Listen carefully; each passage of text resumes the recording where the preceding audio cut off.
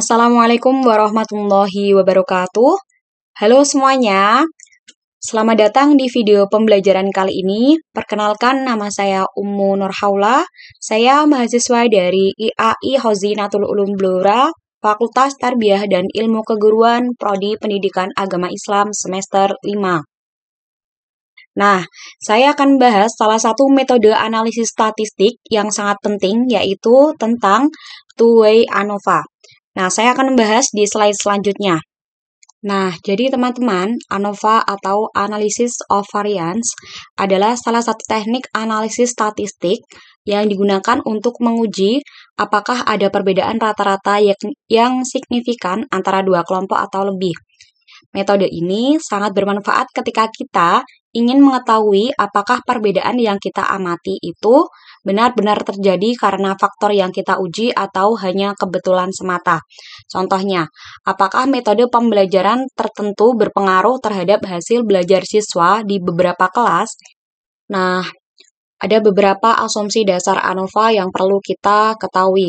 Asumsi ini penting untuk memastikan hasil analisis kita valid dan dapat dipercaya, yaitu ada data berdistribusi normal. Artinya, data yang kita gunakan dalam ANOVA harus mengikuti distribusi normal. Hal ini biasanya dapat diuji dengan uji normalitas seperti Kolmogorov-Smirnov atau Shapiro-Wilk.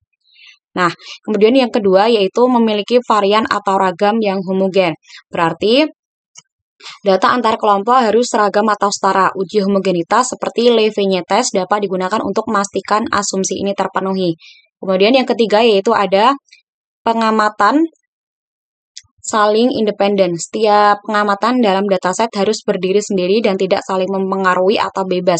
Contohnya, data yang diambil dari individu yang berbeda. Kemudian yang terakhir yaitu ada komponen dalam modelnya bersifat aditif.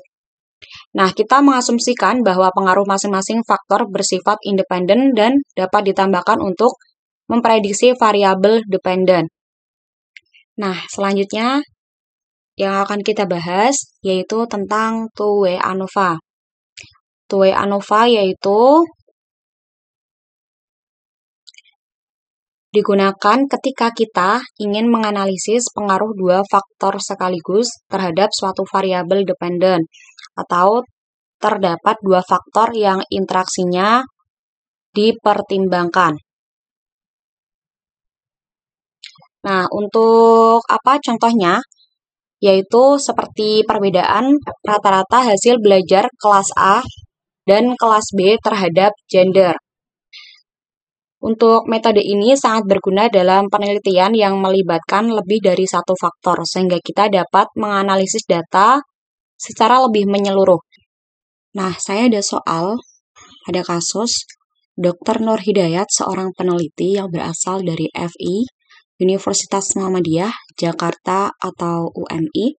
Beliau ingin mengetahui apakah terdapat perbedaan hasil belajar dengan menggunakan metode pembelajaran kooperatif dengan yang tidak menggunakannya terhadap motivasi belajar siswa yang tinggi dan yang rendah. Nah, itu nanti ada data-datanya untuk motivasi berprestasi yang tinggi dan yang rendah. Itu nanti metode pembelajarannya juga yang tinggi, juga ada kooperatif dan konvensional, yang rendah ada juga kooperatif dan konvensional. Nah, kita lanjut lagi ke prosedur pengujian hipotesis. Yang pertama yaitu kita merumuskan hipotesis. Nah, untuk hipotesisnya ada 3 jenis. Yang pertama yaitu ada H01, tidak ada perbedaan hasil belajar berdasarkan metode pembelajaran. Untuk HA1, ada perbedaan hasil belajar berdasarkan metode pembelajaran. Nah, untuk H02, tidak ada perbedaan hasil belajar berdasarkan motivasi berprestasi. Kemudian HA2, ada perbedaan hasil belajar berdasarkan motivasi berprestasi.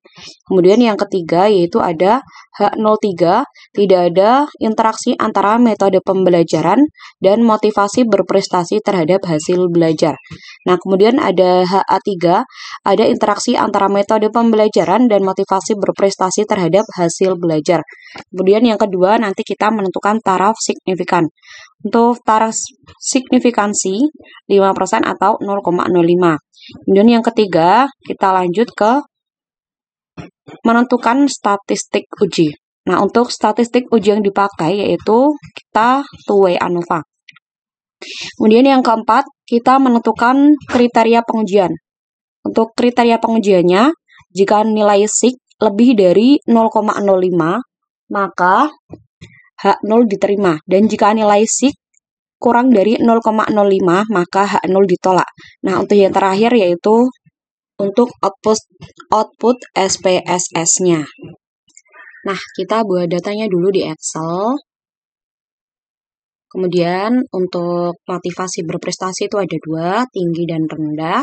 Kemudian untuk metode pembelajaran juga ada 2, ada kooperatif dan konvensional. Nah, untuk ini kita kasih label juga.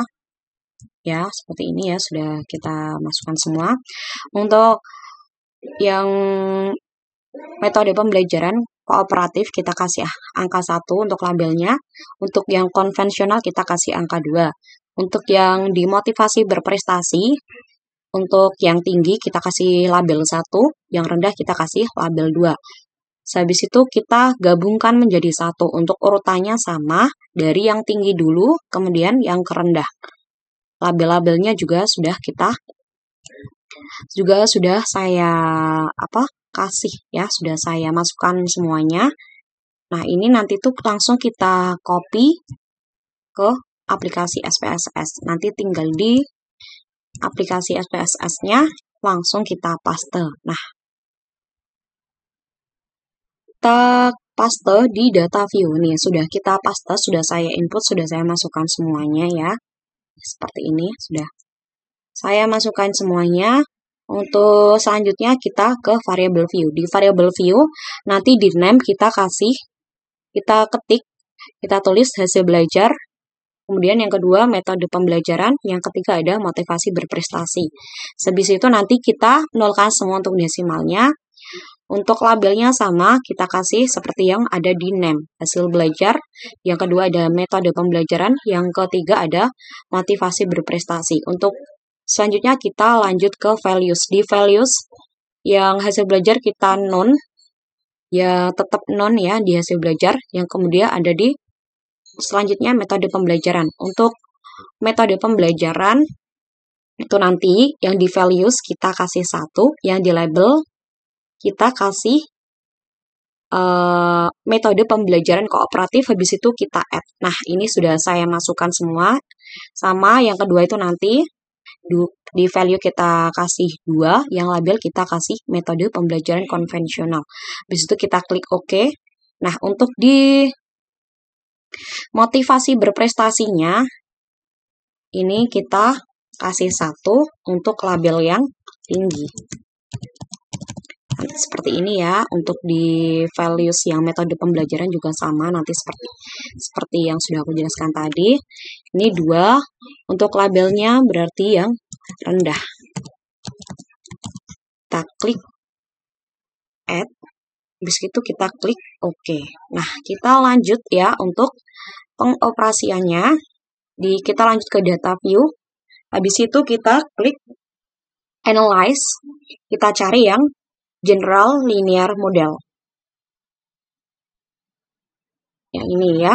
Kita klik yang univariate. Habis itu untuk yang hasil belajar kita pindahkan ke dependent variable. Nah, untuk sisanya metode pembelajaran dan motivasi berprestasi kita pindah ke fixed factor. Habis itu kita klik option. Kita centang untuk descriptive statistik, homogeneity test. Untuk signifikan levelnya kita 0,05. Di situ kita klik continue. Di situ kita klik OK. Nah, kita lanjut lagi. Kita klik plot. Habis itu untuk metode pembelajaran kita pindah ke horizontal axis, yang motivasi berprestasi kita pindah ke separate lines. Habis itu kita klik Edge. Nah, kita klik Continue. Kita lanjut lagi untuk uji post hoc. Karena dia ada 3 jenis untuk hipotesisnya. Nah, untuk uji post hoc-nya, kita pindahkan semua ke post hoc test for, ya. Kita pindahkan ke semua ke post hoc test for ini. Habis itu kita klik Continue. Ini sudah saya pindahkan, ya. Ini sudah saya pindahkan, kita klik Continue. Nah, habis itu kita klik lagi means yang paling bawah untuk metode pembelajaran dan motivasi berprestasi. Kita pindah ke display means for. Habis itu kita klik Continue, baru kita klik OK. Nah, kita itu nanti bisa melihat yang di output SPSS-nya nanti, yaitu di Test of Between Subject Effect. Nah, untuk metode pembelajaran kita lihat yang di nilai SIG-nya, dia ada di 0,033 dan motivasi berprestasi 0,000. Nah, bisa kita tarik kesimpulan untuk nilai SIG metode pembelajaran 0,033 dan nilai SIG motivasi berprestasi 0,0000.